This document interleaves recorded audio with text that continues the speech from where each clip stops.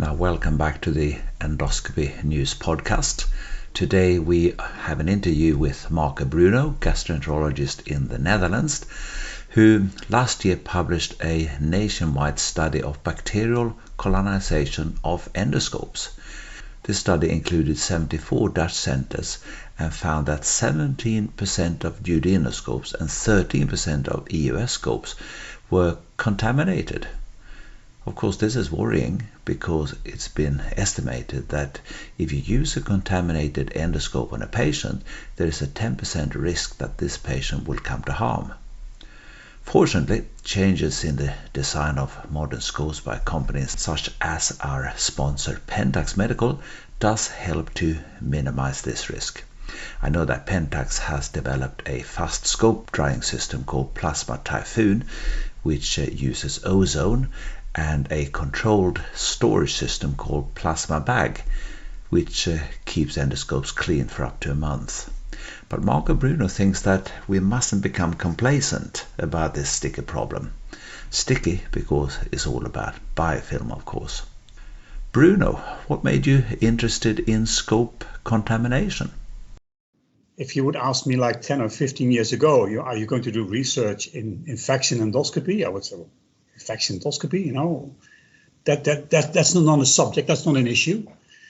But then when we got affected by an outbreak, like, 10, 12 years ago, things were very serious. All of a sudden, we were confronted with the fact that because of an endoscopy, about 30 patients did got an infection. And luckily in our hospital, nobody died from the infection. But then talking to colleagues around the world, there were multiple outbreaks where patients did die because of the infection. How often do you visit, the cleaning rooms, and how often do you see a person cleaning scopes? And then got aware how intricate the design of scopes is and how difficult it is to clean them. With an ESCP scope taking, more than 130 steps to clean the scope. Wasn't it the 1993 American Society for Gastrointestinal Endoscopy, which estimated that the risk of catching an infection from an infected endoscope was about 1 in 1.8 million procedures? Then a few years later, I think maybe 10 or 15 years later, I think Ofsted, I believe, went back to that original publication and found some miscalculations, and the number was kind of increased, but still the overall risk relative to the number of procedures and the good you try to do with endoscopy was relatively low. And then, of course, but the outbreaks were reported in my hospital, in other hospitals. And then I start talking with colleagues around the world, and almost everybody could tell me that there was a problem in their hospital at one point in time, and they had faced an outbreak, but nobody's publishing it. So there is a huge underreporting. How big it really is, we don't know. We now have an article accepted in endoscopy where we did a kind of recalculation with regards to the risk, and we try to calculate a minimum risk based upon the outbreaks in the Netherlands over a 10 years period. And then already it is 160 times higher than the corrected number of Ofsted to the Kimberley original publication. Yeah, wasn't there a report in 2018, a report on the top 10 health technology hazards, which I think ranked failure to clean flexible endoscopes as one of the biggest threats to healthcare delivery of the future? Of course. Actually, I think it only came second to cybersecurity. Yeah, I guess we should not kind of overreact, because in all probability, we do more good with endoscopy than we cause harm. That's the first conclusion you have to make, of course. But on the other hand, if you are a doctor, the first thing you plea is do not harm, prima non nocere. I think it's a hazard already now based upon the publications, but if you take into account that in particular NDRO infections, the outbreaks with NDRO bacteria are from the last decade and were never reported before that time period.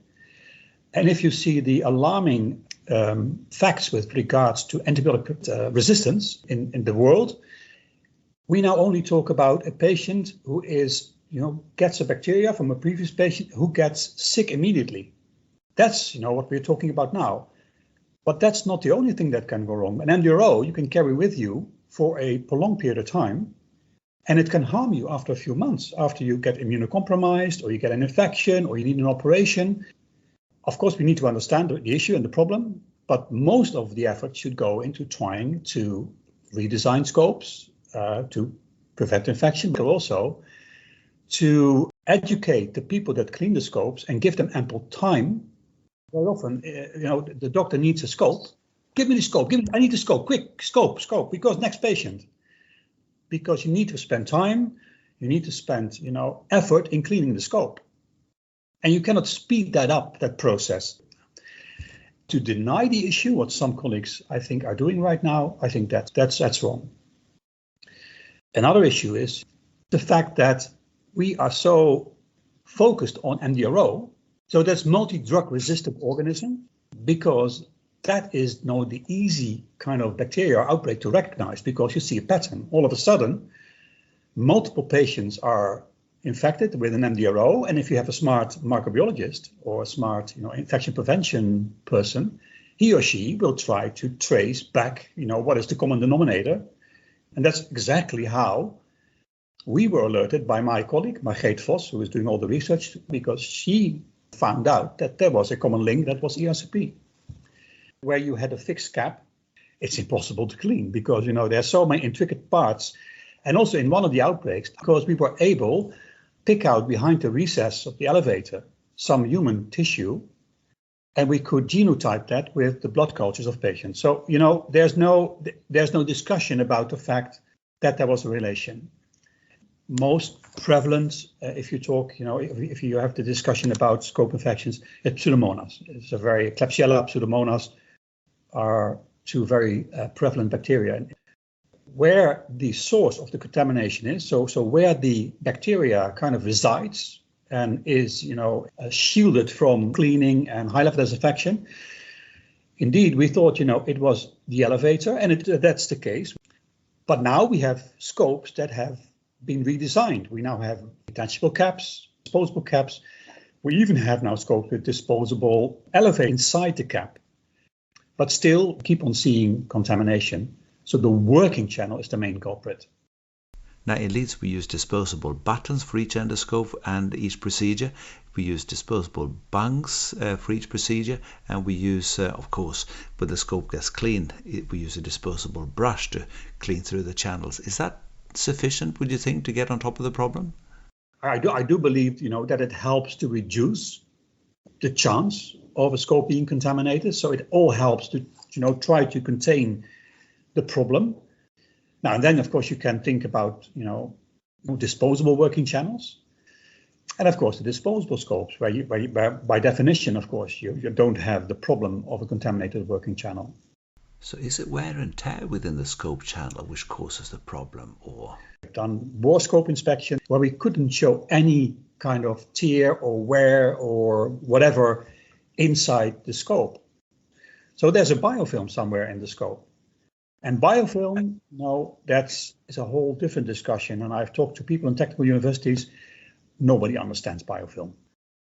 So the first thing is try to prevent the biofilm from occurring, because if it's there, as far as my knowledge goes now, it is impossible to remove biofilm at this point in time unless you replace the part. So it remains enigmatic. But in your multi-center study from the Netherlands, it wasn't just duodenoscopes which had a problem with contamination. It was EUS scopes too. Why would that be? It's the same. They have also an elevator, of course. So that's kind of the same design. Those elevators, of course, are not, there's not a disposable cap. So what we have been contemplating and discussing is, we have these reports after ERCP. Why don't we see these reports after EUS in the literature, which is intriguing. Now, one of the reasons, of course, is that what we do with ERCP is more invasive.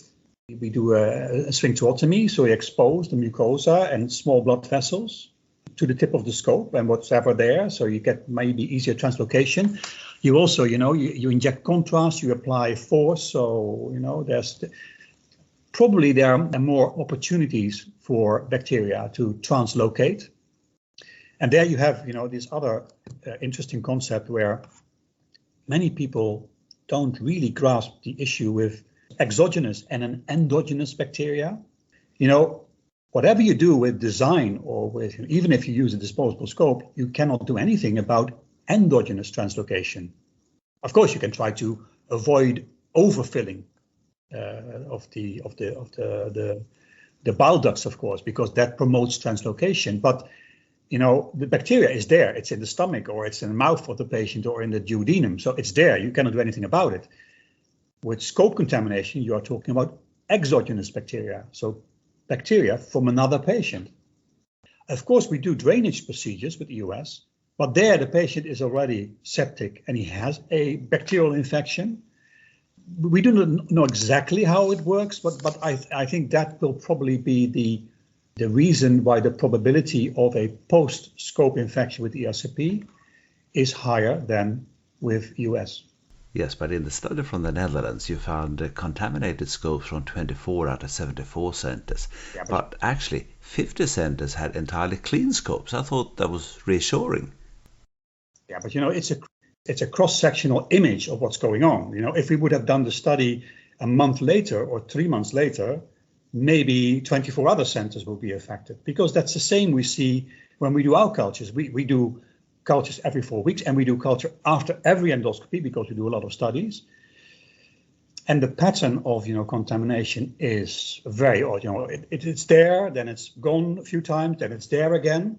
And that's exactly how biofilm works, of course, because biofilm, the bacteria resides beneath a kind of a membrane, and the membrane needs to kind of be teared open, being able to contaminate a patient. And also, cultures are not 100% sensitive. Some American centers, of course, work like this. Instead of 6 scopes, they have now 24 scopes, and the scope is only being used after a negative culture, which takes a few days, of course, to become available. And that's at least a much safer way to work, of course, than what's now happening, when they do a culture every month. And maybe if the culture is positive, there are already 30 days past, potentially could have contaminated patients with the bacteria you culture today. So are there published guidelines on how we should culture endoscopes and how often it should happen? Not really. So what we do for kind of regular care, maintenance and safety procedures, we culture every month. And we do cultures after every endoscopy, but that's for research purposes. So after we have cultured the scope is going through, has gone through all the cleaning methodologies, and it's still being used in patients. We only get the results from that culture for research purposes. It's not for clinical application. Now, something else has been suggested is that we should send our endoscopes back to companies for complete dismantling and disinfection. What do you think to that idea? Well, of course, it's not an option for kind of as kind of a solution for the daily use of scopes. But I do believe that the regular maintenance, in particular by certified organizations, bodies, is incredibly important. There are of course companies that are available for maintenance of scopes that are much cheaper than the original scope manufacturer. But the service level of some of these companies is far below par. So I do believe that it's incredibly important to choose the right partner for maintenance of scopes, and don't try to cut back costs on maintenance of scopes. Now, earlier you mentioned single-use endoscopes, but they do have issues, don't they? There are many issues.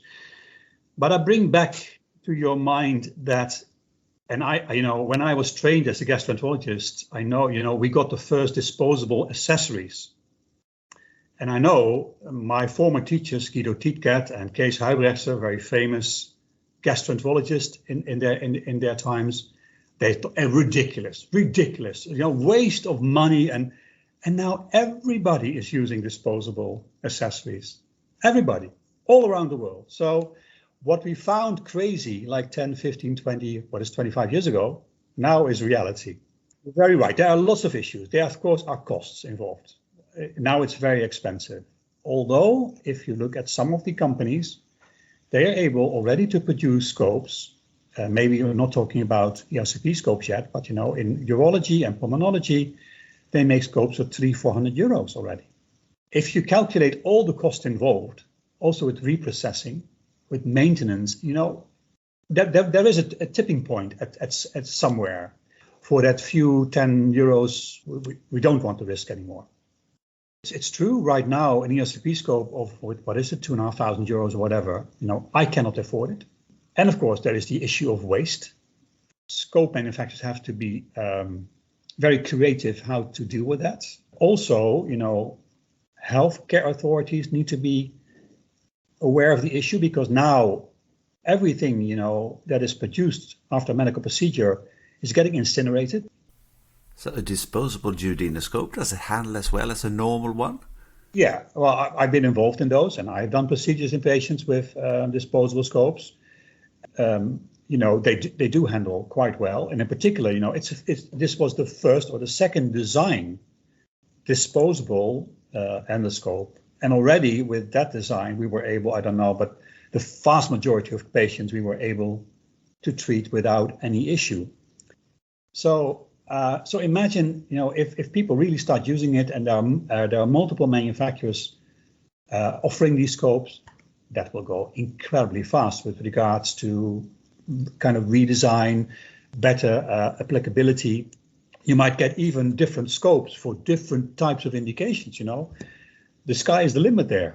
So people often think that I believe that tomorrow everybody will use disposable scopes. Of course, that's nonsense. We have these reusable scopes. That's a huge investment in money, and it will not go away tomorrow, and not in 1 year's time, and probably not in 5 or even 10 years' time. It's there to stay, and that's also why I believe it's so important that we do added research to also try to contain the problem of contamination of reusable scopes, and not only focus on disposable scope, because it will have a place. And maybe when you and I are in a retiring home and we need an endoscopy, we get a disposable scope. But in the foreseeable future, there will be a very gradual transition. And probably at first, these scopes will be used in certain indications, certain risk. And for example, one is, would you like, if you know the patient has an MDRO infection, or is contaminated, it's not infection, sorry, he's contaminated, he's a carrier of an MDRO bacteria. Do you want to use your reusable scope in that patient? Then you run the risk that the scope gets contaminated with an MDRO. That's bad news, because you want to prevent biofilm and whatever. Some of these patients where we do ERCPs nowadays, they're very complex patients, and they are patients who have been in hospital for a long, long time, have underwent multiple procedures, not only endoscopy, and these, of course, are the patients which are prone for MDRO infections. Do we know the prevalence of MDRO carriership in patients undergoing ERCP? We don't. We are going to do a big study now, trying to find that out. But that would be very interesting. I would be very curious what the prevalence rate is. And in all probability, it also will vary from place to place. It will be very different if you probably go to your unit, my unit, or you go to Italy or Greece or Pakistan or whatever. It's probably very much related to the region and the area, and also the antibiotic usage, because it's antibiotic prevalence, of course, and the resistance of that region. So there are many interesting issues with regard to this subject. And disposable scopes, yes, I'm a believer of disposable scopes, to be quite honest. And I do think they will play a more important role in the near future, but then in kind of, focused areas of endoscopy in risk groups. But I would not be surprised if in 10, 15 years' time, the larger portion of endoscopy will have migrated into disposable endoscopes. So there's also a lot of environmental imprint with regards to the use of reusable scopes. So it's not a black and white discussion. Do you remember the days, Bruno, when we used to do diagnostic ERCP? Now, that's a long time ago. And of course, imaging has taken over from diagnostic ERCP. I just wonder if ordinary luminal endoscopy would go the same way, and diagnostic endoscopy would be replaced by capsule or some other imaging modality. What do you think to that? Sure. I do believe that part of what we now do, in particular screening type of endoscopy, will be replaced at some point in time by other techniques. I think there will always be a portion, a category of patients where it's still worthwhile to have a visual look of the mucosa. But again, I think you're right that over time, therapeutic type of endoscopy will be more important and will prevail over diagnostic endoscopy. Yeah. And also, the other point is, if you see what all this so-called diagnostic endoscopy brings and what the true value is of all these diagnostic endoscopies in dyspeptic patients and whatever, it's almost negligible. It's almost zero. So it's all driven out of fear that we do things, and the most difficult thing for a doctor is to do nothing and only talk with the patient. Of course, you will find patients with undetected cancer, and it is like 0 point something percent. And is it worth all that effort? There's a tipping point at somewhere because it's a huge investment in time, money, and whatever. And maybe also, if there would also be collateral damage with regards to contamination and cross-contamination of patients. I think you're right with regards to the transition therapy of diagnostic therapeutic, but it's also about the right indication for an endoscopy, which is sometimes, also in our profession, we can do something about that. Now, in Leeds, we nowadays send our scopes for central processing elsewhere in the hospital, well, in the actual hospital central reprocessing hub. The advantage for our endoscopy unit is that we don't need to second stuff to clean our endoscopes. All the nursing stuff and auxiliaries can be utilized in the rooms and looking after patients. What do you think to that development? Is that something you've seen elsewhere? Well, we have kind of the same, although the facilities are still located nearby the endoscopy rooms, but it's not in our control. It's run by the disinfection unit of the hospital. I do see advantages there. Of course, on the other hand, I think there are also units that have very dedicated people cleaning their scopes, and sometimes it's questionable if you centralize issues, in particular in a hospital, if things really get better. And for the nurse, it's not the core business. It's just something that she has to do extra on top of all the other stuff. And also, every scope has a different instruction set with regards to how you should clean the scope. It's a profession to clean scopes adequately. It's not just something you do like on top of other responsibilities. So with the staff of these remote reprocessing units working far away from the endoscopy rooms, yes, you worry about the level of training and the ownership, I guess, over the cleaning process. They need to be properly trained, and everybody who feels valued does a better job. Simple as that. And also, it gets disconnected from the patient. And in our case, the people who clean the scopes, they do come into the room sometimes, and they do see the patients. They see the recovery room where the patients are after procedures. So they know they are part of a team trying to make things better for patients. And I do believe that's kind of intrinsic motivation to do things better. Now, of course, immediately after any endoscopy, there's an immediate cleaning step Yes. in the endoscopy room where the nurses flush through the channels with protein cleavers, etc. Presumably, your nurses are still doing that step. Yes, that's an incredibly important step, and how you exactly should do that and what you should use as rinsing fluids. I think that's another discussion. But immediately cleaning the working channel and not let, debris dry into the working channel, because then it gets very difficult. That's very important. And the other thing, of course, what we have learned over time is that the drying of endoscopes is incredibly important after, the high-level disinfection. If you do cultures immediately after high-level disinfection and you do it after proper drying, that makes a world of a difference with regards to the probability of a scope being still contaminated. Of course, now there are solutions being offered, to make sure that the scope is adequately dried and better dried. And those all, I think, add to the solution.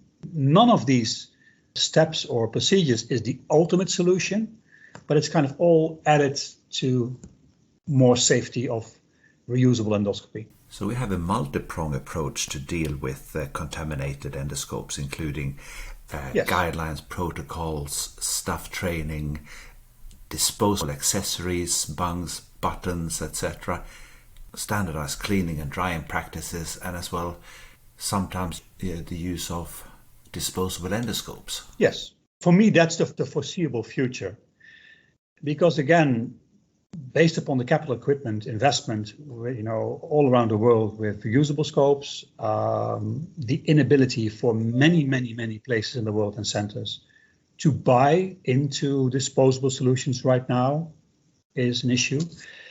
And also simply the production capacity of the manufacturers is not up to par even to make a very fast switch from reusable to disposable scopes. That takes time. Eventually, disposable endoscopy will prevail over reusable endoscopy. But for the foreseeable future, it's the other way around. We will find specific indications where it's worthwhile to make the investment to use a disposable scope based upon patient safety, based upon logistics, based upon, also if you would only do 60 ERCPs per year in a remote area somewhere, it doesn't make much sense maybe to buy 2 ERCP scopes. Those type of reasoning will facilitate what I believe will be the transition from reusable to disposable endoscopy. But that's not overnight. That will take time.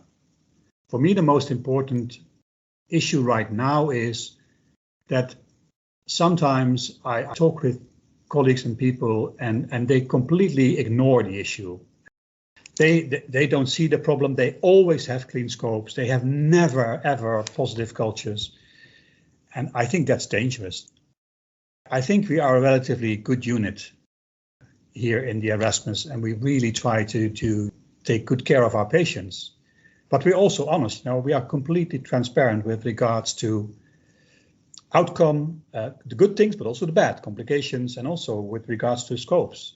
It is how it is, and that's what we report. And again, if we then do the same in the whole of the Netherlands, and we find problems also in other hospitals, and then you have also other hospitals around the world in different regions reporting the same problem, then who's crazy? Are we crazy? Am I crazy? Or is the one who is ignoring the problem crazy? Again, we should make it bigger than it is, and we should be proactive and find solutions instead of, bashing reusable endoscopy, because that's stupid. Reusable endoscopy still does much more good than bad, but we have a responsibility. Now we know that there is a problem. We have the responsibility to solve it. Thanks, Bruno. This has given us a lot to think about. I must admit that the situation is more serious than I initially thought. So it was very good to have this chat with you today. Of course, as doctors, it's our first responsibility to ensure that we do no harm and that patients are safe. Clearly, we need to be aware that our endoscopes can become contaminated and adopt the solutions which have been developed, such as improved endoscope designs, advances in reprocessing and scope storage technologies, and of course continue intensive monitoring and culturing of endoscopes. Another important piece in the puzzle is the training and support for our crucial colleagues who work with the disinfection of our endoscope.